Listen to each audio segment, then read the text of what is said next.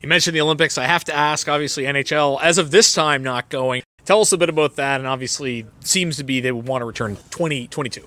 We'd been to 5 Olympics, so obviously the commissioner, the owners had made a major commitment to that endeavor. I think ultimately at this point, upcoming in 2018, the owners felt like the business opportunity was really not working out how they wanted it to. Shutting down your season in the peak of hockey and really not getting a kind of a bump in the business was something that was very problematic. In addition, the offerings of what we had in the past in terms of player transportation and some of the things that offset our costs weren't there. We almost took a step backwards from Sochi. And I think ultimately the owners decided that this was probably the year to sit out. And I know a lot of people may be disappointed, but if you follow the process very closely, I think it was the right decision. I know the players are disappointed, but I think we'll hopefully be back someday if everything works out from a business sense, and the Olympics will go on without us this year.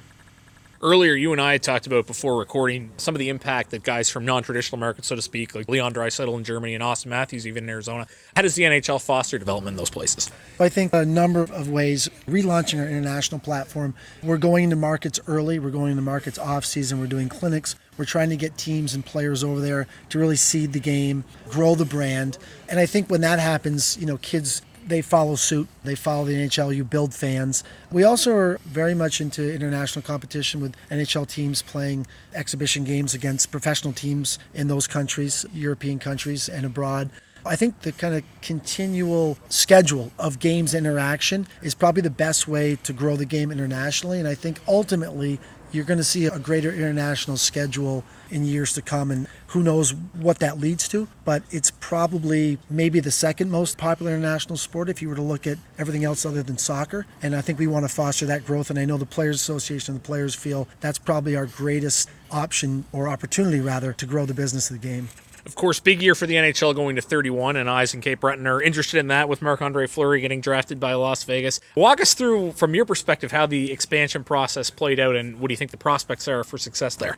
I'll start with the latter. I think the prospects are great. Bill Foley and the owner and what they have done in that market in a short amount of time is nothing short of overwhelming. They had something like 13 or 14,000 season ticket holders already. They have a great logo. They have a great following. It's exciting. It's the first true professional of the Big Four in Las Vegas. Everybody was wondering who would go first. The league took a chance, but I think it's a safe chance. I followed, obviously, the process working at the league. Due diligence was done. You have to have a brand new building. They have a great facility in T-Mobile Arena. You have to have a committed owner in Bill Foley who's passionate as they come. And you have to have the demographics in the audience. And I think the season ticket holders that put up a non-refundable deposit before the team was awarded were not casinos, were not just corporations. They were citizens that make up the Las Vegas community. So I think that foundation is going to really prove to be an exciting franchise for that market. And I think they're going to have more success than people think.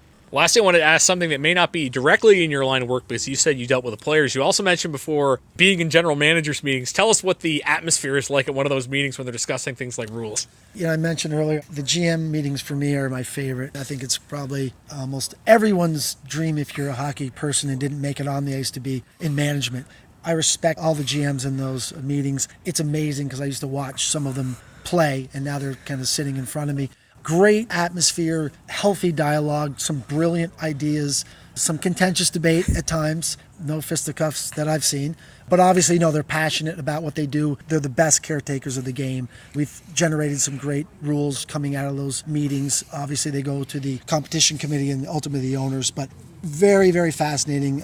I feel very fortunate to be I'm a fly on the wall, but I'm very fortunate to be in that room to see great minds at work. Well, we thank you for telling us all about an interesting line of work. We could be here all day talking to you. Thanks for this, Jamey. Thank you. Thanks again. Jamey Horan, working for the National Hockey League, joining us at the intermission. You're listening to Carstar Cape Breton Scream Eagles Hockey on 1270 CJCB.